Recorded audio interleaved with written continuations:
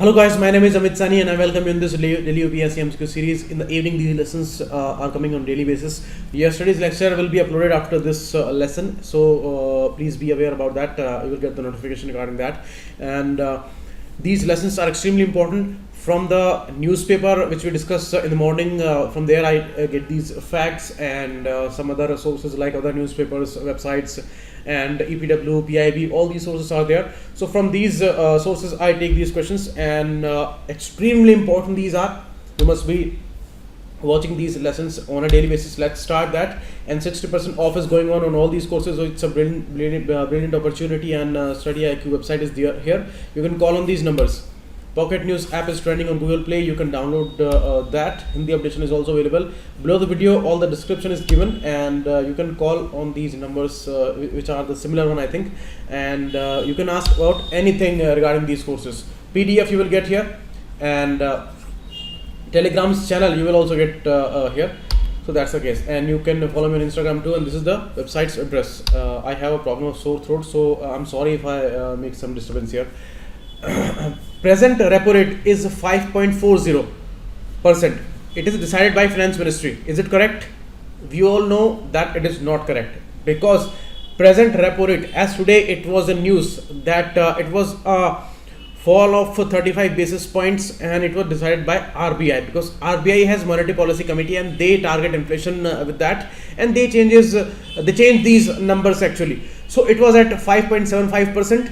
And that was continuously going towards a fall, and for the last few months, since February, it is on a consistent decline. So from February, since February, it is 110 basis points fall, and it is now at 5.40% by losing 35 basis points this time. It was expected that 25 basis points, it may be a change, or maybe 50, but they settled it for 35, means 0.35.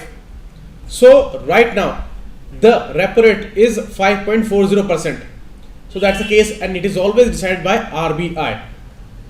This is the wrong option. Second, it will lower the liquidity in the economic system of the country. First of all, when they go for a fall, means when they change these numbers and they revise them and they downgrade them, then always remember, repo rate is inversely proportional to liquidity.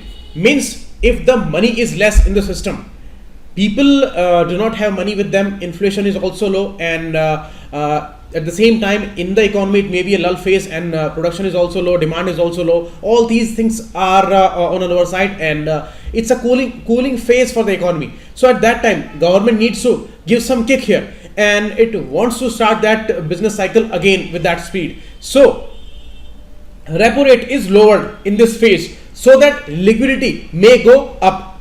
You must have heard about the NBFC problem. They were facing a lot of liquidity crunch. Banks were also facing a lot of liquidity crunch. So for observing those situations, they have decided that they will go for these rate cuts, and it will eventually go up to 5%. Means it will be more expansionary measure. So it's an expansionary measure in the business cycle. And right now inflation is down and it is under control, and that's why they can go for these rate cuts. Otherwise, if this would have been on a higher inflation side, then it would have been a severe problem. But now inflation is under control, so they can go for these rate cuts. So economy is facing a trouble, but problem is not that much unmanageable. So they are trying here, but additional government measures are also needed, as the industry says. So that's the case. So D, none is the answer here, and you can see in the news which was there in the newspaper today. Next, National Electronic Funds Transfer, NEFT. NEFT is an electronic fund transfer system maintained by NPCI. No, it is maintained by RBI actually. Electronic funds transfer system. Other retail payment systems are managed by NPCI, but NEFT is under RBI's observation. So that's the case. Second, fund transfer through a NEFT system occur in real-time basis. No, for real-time basis there is RTGS, real-time gross settlement. This is happening in batches. Means suppose I have account in SBI, and I have to send some money in PNB's account, somebody's account which is there in PNB.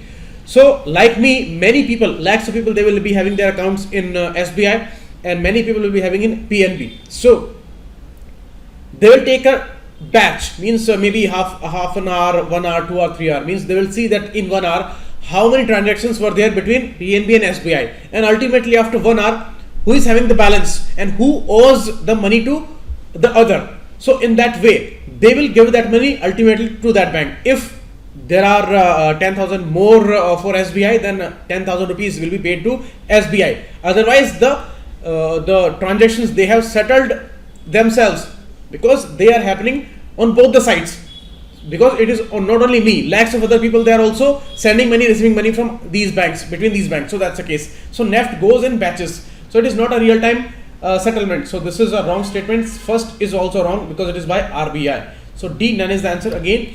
And you can see here it was established in 2005, and at that time established and maintained by IDRBT, Institute of Development and Research in Banking Technology.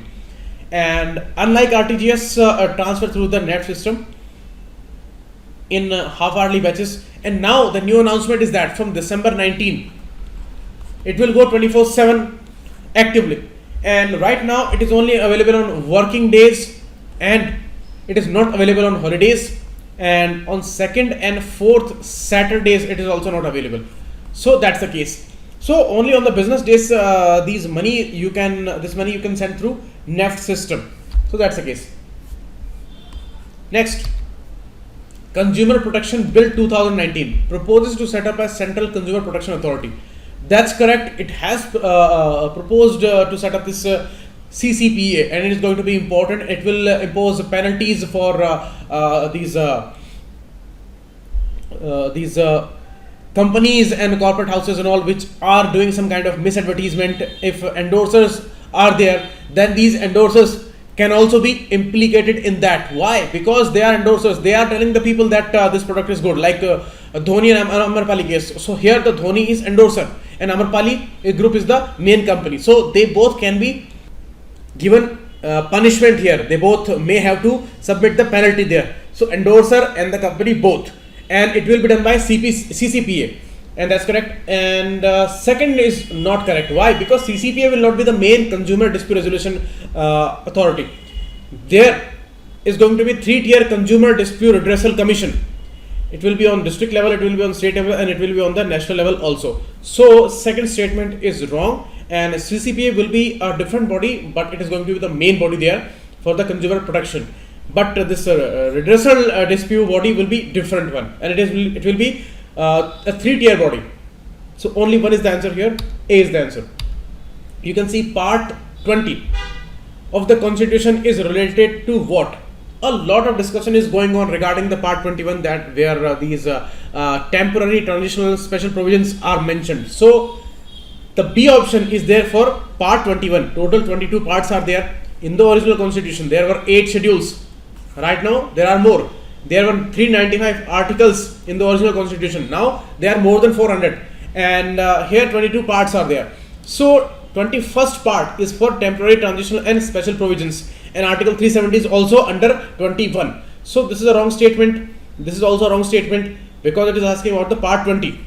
Official languages are there in part 17, and amendment of the constitution, that is related to part 20.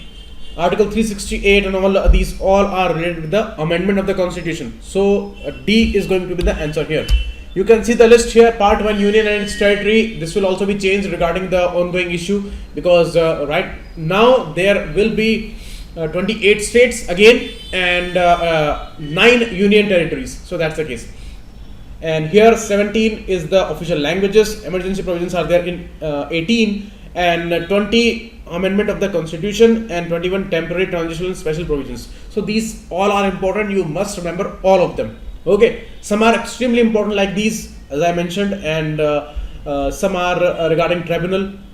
14A, that is also very much important. Elections are also very much important, and part 10 is also very much important. Scheduled and tribal areas, and panchayats and municipalities, part 9 and 9A, these are also very much important.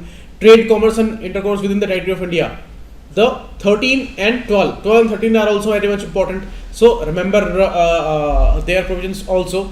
Means these titles you must remember, because details are too many, but at least you must remember all of them. And the starting 7 are very important. Starting 6 mainly, 7 is regarding the first schedule only. So that's the case. And part 8 regarding union territories. Okay, 9 we always remember that these are panchayats and municipalities, 9 and 9A. Part 10 we know scheduled and tribal areas, how you can remember them. And part 8 union territories, this much you remember. You just what we say, that rote learning, you can do that here. Okay, part 8 union territories, and 9 you will automatically remember. And then the first 6, they are very easy. We all know about that. Part 3 is the fundamental rights, 4 is DPSPs, 4A fundamental duties, part 5 union, 6 states, and 2 and 1, simple one. Next, article 371 explains, as I explained to you, that part 21 has all these articles. So 371, it's a very special one. So 371, and after that many were added as A, B, C, D, E, F, G, H, I and E. They do not have any special provision. E is regarding Andhra Pradesh and I is regarding Goa. Remember that, I and E. And this is simply 371. So these are different ones. These are 371 A, B, C, D and all. They were added later. 371 was there in the starting of the constitution on 26 January 1950. It was there. And this is not regarding J&K's special status. It is not regarding Procedure to Amendment of 370. It is not regarding Northeast states. Northeast states are these A, B, C, D, E, F, G, H, I. And it is especially regarding Gujarat and Maharashtra and their respective regions. Okay, so D9 is the answer here. You can see special responsibility to establish separate developmental boards for Vidarbha, Marathwada and Maharashtra and Saurashtra and Kutch. You see Maharashtra's map, Vidarbha, Marathwada and the rest of the Maharashtra. So for these 3 regions, and Gujarat we all know, we have Gujarat, this is Kathiawar Peninsula, Saurashtra region and the Kutch Peninsula. So for these regions, especially for these two, Saurashtra and Kutch, there will be developmental boards and these specific officials. And what they will do equitable arrangement, providing adequate facilities for technical education, vocational training, and regarding developmental expenditure, they will maintain the balance there. So that's the case. And in these 3 yellow pages, you can read about 371 and all these important amendments and articles. This 371, it was there with the latest amendment, 98th Amendment Act, which was related to 371, and it was in 2012. So this had an Amendment Act here. All others, they were also added by A, B, C, D, E, F, G, H, I. They were also added by Amendment Acts, and these all are given here. Okay. All the Northeast states, Nagaland, Assam, Manipur, Arunachal Pradesh, Mizoram, Sikkim, they all have their respective provisions under 71 and different provisions under it. For exporting country, normally weaker currency means what? Suppose $1 is at one side and here there are rupees. Recently we saw a historic fall and it was around 71.6, more than 71.6 rupees in $1. Means it was below 70. That means now this number is rising and this number is at $1. What that means? This is fixed and this is rising. Means the rupee is losing its value. It is becoming cheaper and weaker. So cheaper and weaker, remember that. If there will be less than 70 rupees, suppose it is tomorrow 65 rupees for $1. That means rupee has become stronger against dollar. So it is going to be a stronger rupee. Here it is a weaker rupee. Okay, so the way it will go up, it will go towards a weak position. So here weaker currency means a declining value of the currency is problematic for exports. It's a problematic thing for economy. We all know about that, but not always. For exporters, it's just a opposite thing. Why? Because suppose a country is there, 2 things are important. Exporting country, an exporter is there. Suppose the case of India. If the exporter is taking payment in dollars, then what's going to happen? If he is giving some input here, then suppose the cost is 50 rupees per kg. Okay, and it will sell it to America. Then it will demand a payment in dollars. But the exchange rate for $1 is to 70 rupees. It was only 50 rupees that he had to invest here, and here he is getting 70 rupees for the same product there for 1 kg, because he is getting $1 for that. So that means there is a difference of 20 rupees. Why that happened? Because of this weakened rupee. If it is more than that, then it will be a profitable position for this exporter, because he is taking the payment in dollars, and with the weakening rupee he will always go for the payment in dollars. Means he will take the payment in dollar, because he is an exporter. It will take payment. But that's a different phenomena. If we take this thing from the importing countries side, importing countries there, America is there. Now America can do this payment in dollars if the Indian exporter wants it. If Indian exporters say, I want the payment in rupee, then what it will do? It will have to buy the rupee. If rupee is weaker, okay, from yesterday, maybe it is weaker today, then it is going to be a cheaper deal for American. Why? The rupee is very cheap to buy, so it will be easy for American to buy it. Suppose if Indian rupee is on a consistent weakening, then it is going to be very easy for American who is doing payment in rupee terms, not in dollar terms. So in that case, it will buy the rupee from exchange rate very easily, exchange office from exchange office very easily. But if this rupee will become stronger, and when it becomes stronger, when it is in much demand. So if the demand rises, then rupee becomes stronger, and when it happens in a floating rate system, automatically it goes up and down.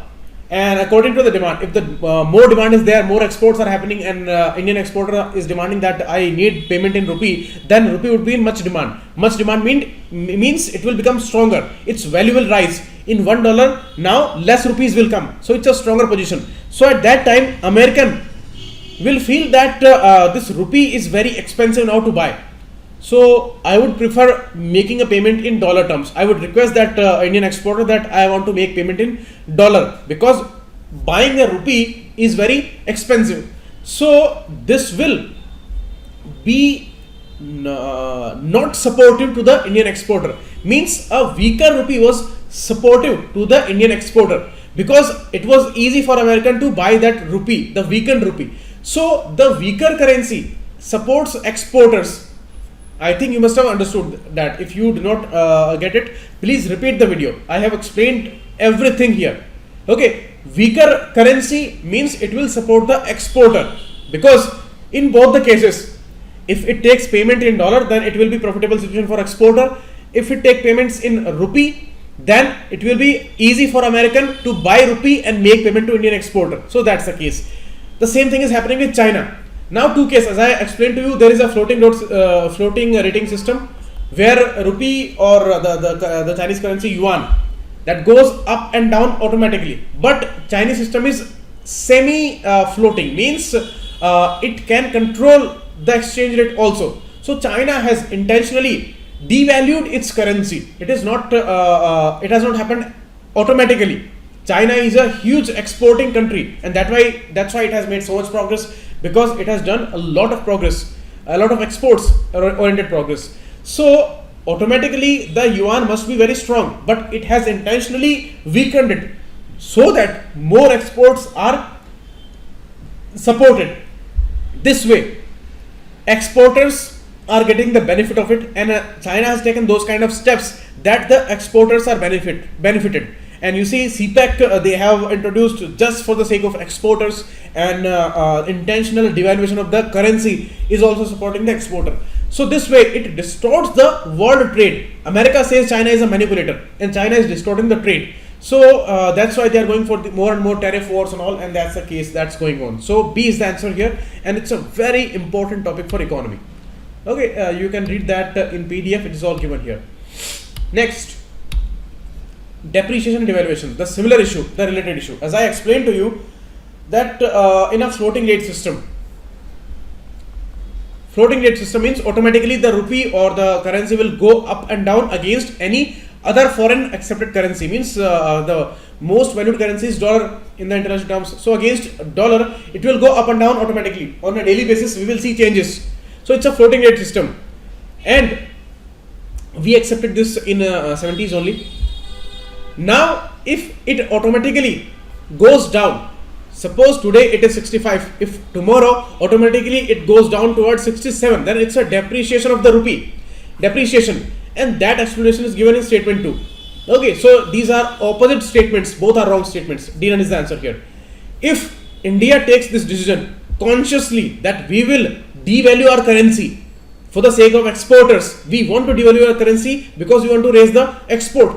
So that will be devaluation, means in both the things, rupee is going down, means rupee's value is going down and rupee is devalued, but devaluation is intentional and depreciation is automatically. Okay, depreciation automatic, devaluation is intentional. So both the statements are opposite, both are wrong statements. You can read that. Next, Gaza Strip. It's a very important controversial area. Today also the news came regarding the artifacts and all, and they were discussing Gaza Strip there. Gaza Strip is there between Israel and Sinai Peninsula. So Sinai Peninsula was won by Israel after 6 days war, but it was given back to Egypt. So now the answer would be C, Israel and Egypt. You can see the map here. African continent, Egypt, Cairo is the capital, Sinai Peninsula, and it looks very small on the world map, but it's a zoomed map, so you can zoom that. Egypt, Sinai Peninsula, Israel, Jordan and Syria, Golan Heights, Lebanon, West Bank. Okay, and this is Israel, and this small and narrow strip is Gaza Strip. So it is Sinai Peninsula and Israel. So it is touching Mediterranean Sea, Israel, and Sinai Peninsula means Egypt. So the answer would be C, Israel and Egypt. So that's the lesson today, and we will meet again tomorrow. Thanks a lot. Keep watching. It was a channel, and that lesson is coming. Yesterday's lesson is coming after that. Thanks.